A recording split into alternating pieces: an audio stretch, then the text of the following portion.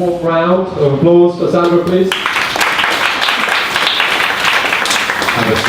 So were you sitting on a beach and you go, what Hong Kong really needs is Style by Asia? How do you come up with the idea of what you're doing?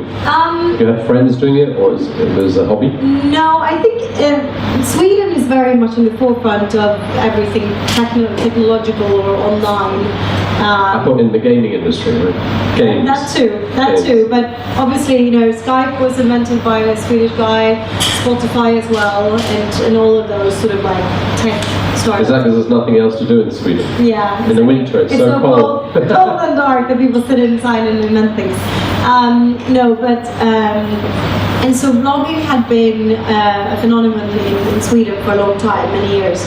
And I just found it very strange that it wasn't as widely sort of built out here in Hong Kong or in Asia in general. I thought that it was very much lacking a few years at least. What are you talking about when now? 2009? No, so I actually started building Style by Asia about a year ago. So a year ago you thought blogging was not very active? Yeah. Oh, really? Yeah. That's surprising. Not as much. Especially, I mean, I would say that... Can you put the microphone close? Yes, sorry. In the area that had most bloggers, I would say, was the fashion industry about a year ago, or a year and a half when I started thinking about it. It was very difficult to find bloggers in the arts, in the architecture and design areas. Getting readers from all over the world, I presume. Yes.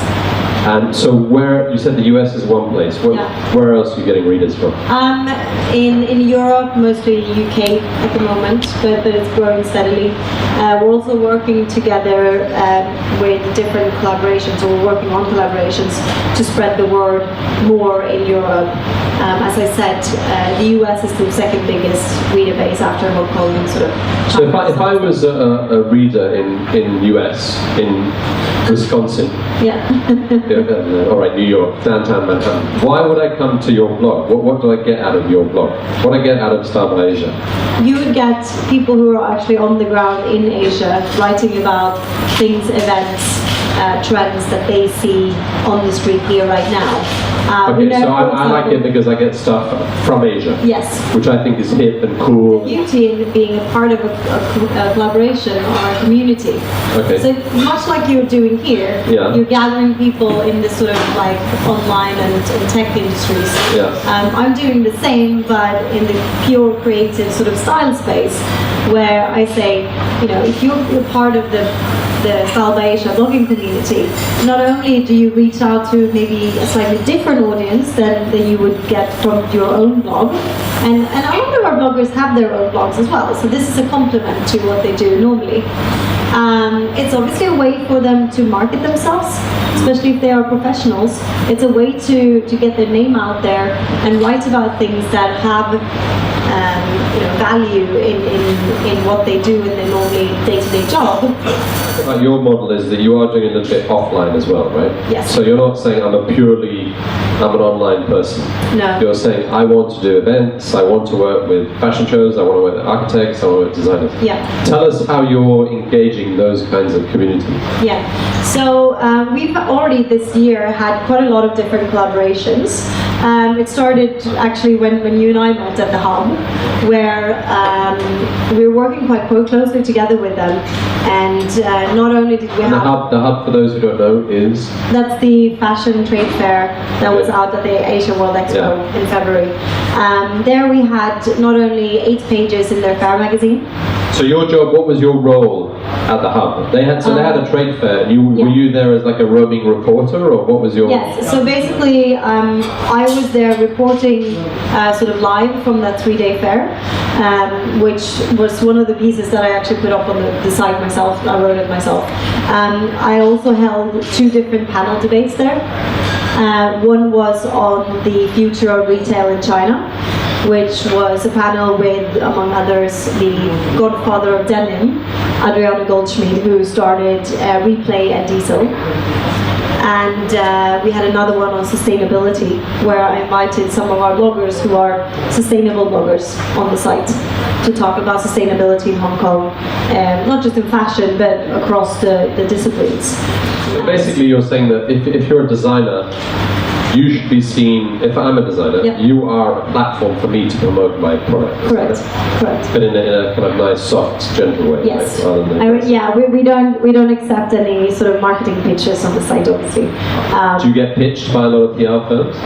Yeah, quite a lot. We haven't done a lot of reaching out to the PR firms ourselves, but it's actually been them coming knocking and going, you know, we've heard about you. What are you doing? What are you up to? So, and we will be doing a few collaborations in different ways with PR firms as well, obviously. So is the content your bloggers writing, is it just lifted from their own blog, or is it specific to you? No, it's to the most part, it's original content. And the reason why we've done that is obviously because we want Style by Asia to be a complement to their own blogs. So not just a copy-paste of what they've already done, but also because since Google changed their way of ranking hits when you search for something, it's actually not beneficial to have content on more than one website at the same time, because you actually get punished for it. So for the, I would say 95%, it's original content on the site. What I think is really important, and that's why I'm not really talking a lot about it right now, is because I think it's really important that we get the fundamentals right. I think it's really important that we actually build a site that people go to because they want to read about it. They get inspired when they go to Style by Asia, and they know it. That every time they come onto the site, there's going to be something that intrigues them and that inspires them. All content's not going to be for everyone all the time, but that's fine, as long as someone can find something at all times. And that's also why a lot of the contributor base of the bloggers, they are, you know, we have a big mix of age groups. We try to have both genders represented, expats and locals alike, to have that mix so that everyone can find something. I think that's really important. Applause, please. Thanks for having me. Thank you, Sandra.